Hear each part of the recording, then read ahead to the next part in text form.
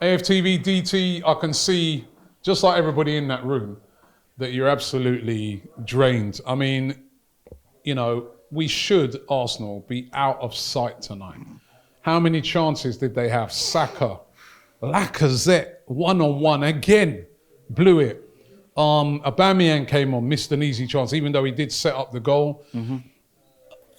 Just so many chances we had. We should have really been, you could say we could have about 4 goals tonight. Got the 1 goal. Looks like we've got that all-important goal. We've kept a clean sheet at home. And then literally the last throw of the game, we don't clear our lines. We concede a corner, and from a corner, we concede an equaliser. I mean, it was shocking.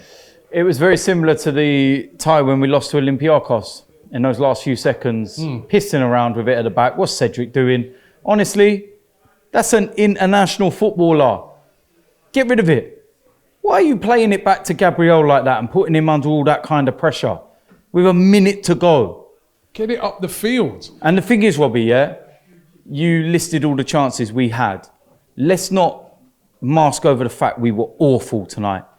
That is up there with performances like Liverpool for me, because we were poor. The difference but the difference is that Slavia Prague didn't have the threat or the presence that teams like Liverpool have, which is why we were able to get the chances and everything else. Because defensively, they were awful. But, you know, you look at some of the chances, right? The Saka and the Lacazette one. It's very rare that you get one-on-ones like that in a game, but 2 in 1. Inexcusable that you missed those. The Aubameyang one, I suppose you can maybe give him a bit of a squeeze because he's just come on. But by his I say by his standards, but this season, no. But, you know, they're normally the chances that he wants. But then he had a brilliant assist for the goal.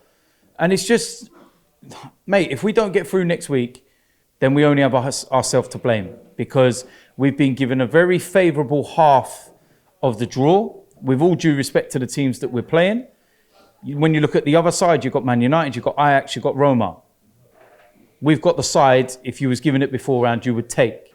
And we might be blowing it before we even get to the semi-final stage. People are talking about Unai Emery. What are you talking about him for?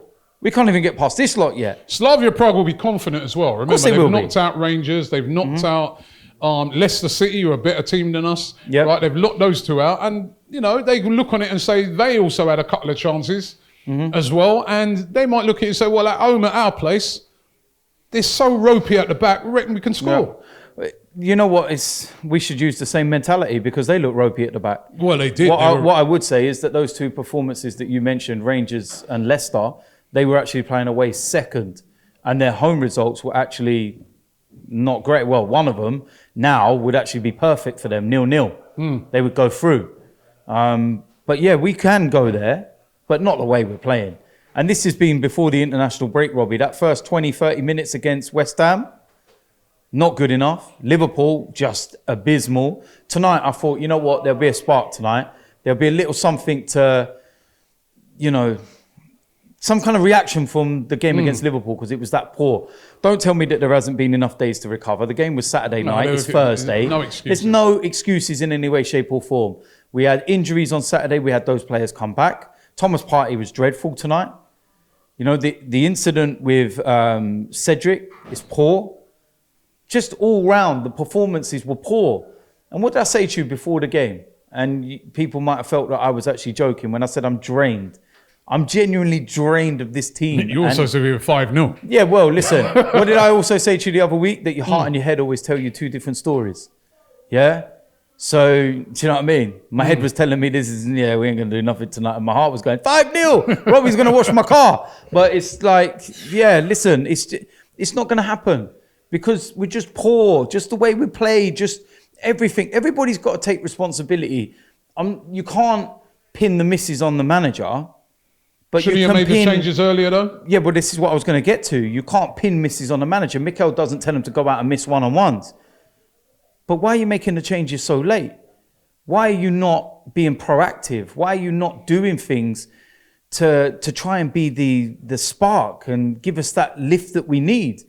The substitutions just come too late all the time, around the 70th minute mark. And it's just like, really? And then in that final 15 minutes or so was probably the best we've played in terms of that we were starting to be more on the front foot, more creative, creating openings, and they started to tire as well. And we didn't capitalise. But at 1-0, you're sitting there at that point and you're saying, right, okay, I know we all go and get second, but listen, no, just get out of here. All right, get out of here with 1-0. No away goal conceded. You got the win. Move on. Just get out of here. Move on. Inexcusable. Why are they not able to do that? They're experienced players there. Because it's the same mistakes every season. Yeah. Look, Robbie, we can go right back to the Wenger era, to Unai Emery, to Mikel Arteta, and it's just mistake after mistake after mistake. So nothing's changing. You go to, let's prime example, right? Under Arsene Wenger, semi-final against Atletico Madrid. Ball goes into the channel. Lauren Koscielny, just pull it in the stands. You're trying to flick the ball over Griezmann's head. What happens? A game that we should have been out of sight in, it's 1-1. We then go and lose the game out in Madrid and we're out, semi-final. You go to the Olympiacos game. That's under Unai Emery. What happens? Last minute, Bernd Leno gives a stupid goal corner away.